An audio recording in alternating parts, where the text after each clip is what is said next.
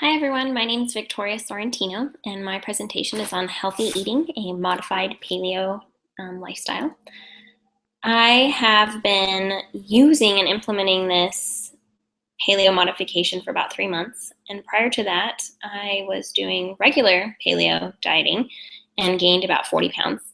I was introduced to paleo by my husband when we started dating, and then after we got married we really stuck to it, and he lost 25 pounds and I just progressively have been gaining.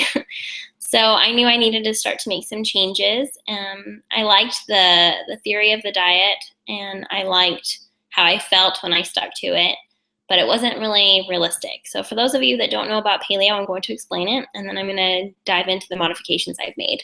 So I hope you enjoy. I'm going to figure out how to put my slideshow up here.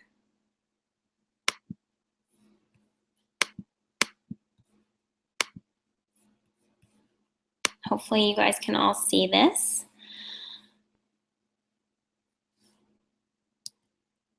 So paleo basics. The paleo diet focuses on only eating proteins, vegetables, fruits, nuts, and good fats.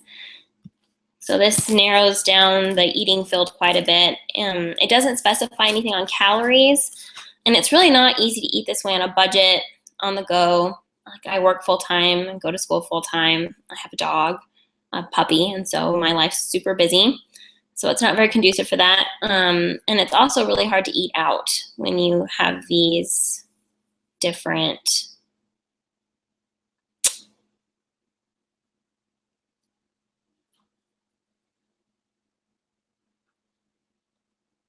multipliers to all add up together. So some realistic expectations is what we're going to talk about next. Realistic expectations, it's not really realistic to completely cut out all of these different things: processed foods, refined foods, sugars, candy, sweet fruits and juices.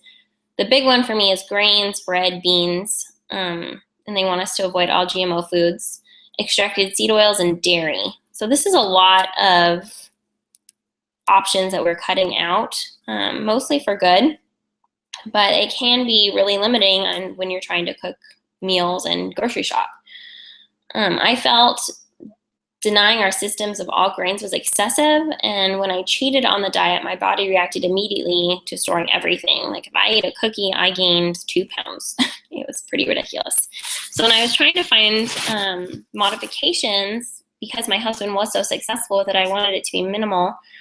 I really looked to the word of wisdom first, which maybe not be all of our first go-to for how to diet and change our lifestyles, but for me it was the exact support that I needed to adapt this plan. So research has shown, a new study from Connecticut College shows that Oreos are as addictive as cocaine.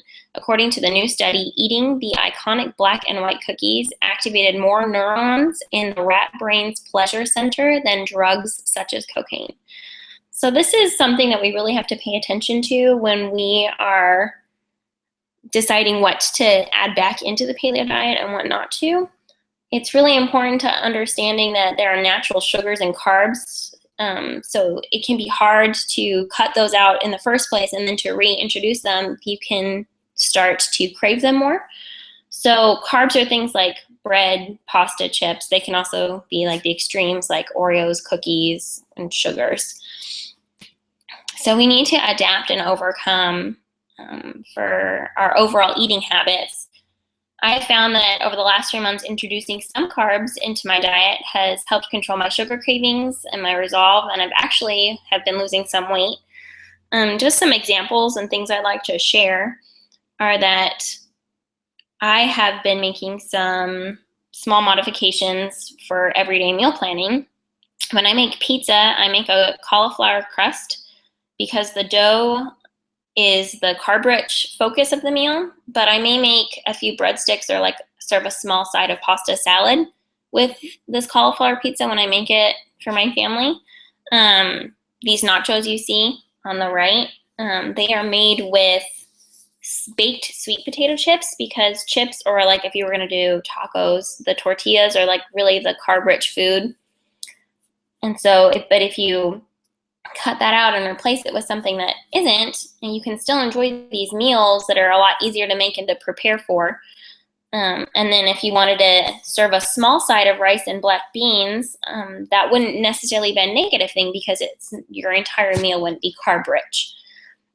The image on the bottom is what we call zoodles. They are zucchini that have been spiralized to make a pasta texture. I like to use this as a substitute to pastas. Sometimes I also use spaghetti squash because that is the carb-rich food when we're eating meals like spaghetti or Alfredo. But I may decide to serve dinner rolls with these pasta dishes because I have those carbs to flex since the carb-rich food normally I've replaced. So these simple changes can allow us to eat some carbs and have a normal balance of grains and other foods normally frowned upon with our overloading our systems. I just want to say that moderation is really the key. I think that if we go back and read Doctrine and Covenants section 89, he has the actual verbiage that he uses is really clear as to how we can help better our bodies and achieve real personal wellness and have a happy and healthy lifestyle. We don't have to deprive ourselves of everything, but we do need to watch what we eat and do it methodically and with a purpose. I have not lost a ton of weight, but my husband hasn't gained any of his weight back either. I've had much more resolve in keeping up with my lifestyle, and I'm excited about the positive changes happening with my body, mood, and my relationships. So if anybody has any other questions, feel free to email or post, and good luck. Thanks.